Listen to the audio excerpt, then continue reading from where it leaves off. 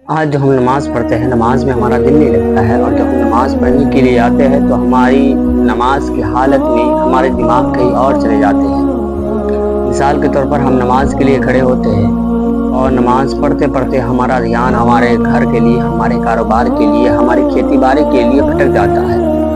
اور کچھ بار تو ایسے بھی ہوتے ہیں کہ نماز کی حالت میں ایسی خیالات آنے پر ہم اپنی نماز کو بھول جاتے ہیں کہ ہماری نماز کتنی رکعتیں ہوئی ہیں، اور ہمیں نماز جب پڑھنے جاتے ہیں تو نماز کے حالت میں ہمیں اور جیسی خیالات آتی ہے، اور اس کے ساتھ ہمیں نماز میں دل نہیں لگتے ہیں۔ ایک دن پڑھتے ہیں، 2 دن نہیں پڑھتے ہیں، ایک دن 1 مہینہ پڑھتے ہیں، پھر نماز چھوٹ جاتی ہے۔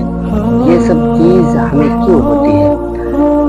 اصل میں یہ چیز تو یہ ہے کہ جب ہم نماز پڑھتے ہیں تو ہمیں نماز کا قاعدہ قانون پتہ نہیں رہتا ہے، اور جب قاعدہ قانون ہمیں پتہ نہ ہو تو اس نماز میں مزہ ہی نہیں آتا ہے۔ اس نماز کا مطلب ہمیں پتہ ہی نہیں چلتا ہے کہ اس نماز کا مزہ کیا ہے۔ نماز ایک ایسی چیز ہے جو ہر انسان کے اوپر فرض ہے، اور ہر انسان کو یہ چیز جاننا ضروری ہے کہ نماز میں ہمارے دل کیسے لگے، کہ ہم نماز میں ٹک پائے، ہمارے دل نماز میں رہے۔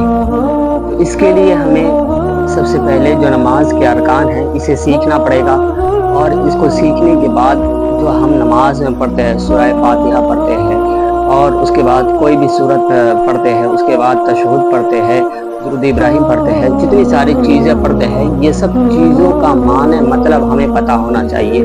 تب جا کے اس کا معنی مطلب پتہ ہونے کے بعد تب جا کے ہمیں نماز میں دل لگے گا، ورنہ ہمیں نماز میں کوئی مزہ نہیں آئے گا۔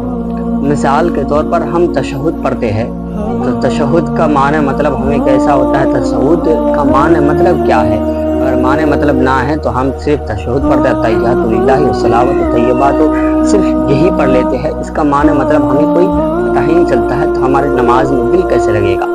اس کے بعد جب ہم سورہ فاتحہ پڑھتے ہیں، الحمدللہ رب العالمین، اس کا معنی مطلب کیا ہے؟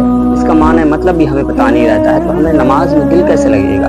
اس کے بعد ہم ثنا پڑھتے ہیں، تو ثنا میں بھی ہمارا کیا کہتے ہیں، ثنا کا معنی مطلب بھی ہمیں پتہ نہیں رہتا ہے، تو ہم نماز میں ہمارے دل کیسے لگے گا، کہ ہمیں نماز کا سکون کیسے ملے گا؟ سب سے پہلے تو ہمیں یہ چاہیے کہ نماز کا معنی مطلب کیا ہے۔ جو اتحیات پڑھتے ہیں، جو درود ابراہیم پڑھتے ہیں، جو دیگر سورت پڑھتے ہیں، اس کا معنی مطلب کیا نکلتا ہے، اس کا مفہوم کیا نکلتا ہے، اس کو جاننا ضروری ہے۔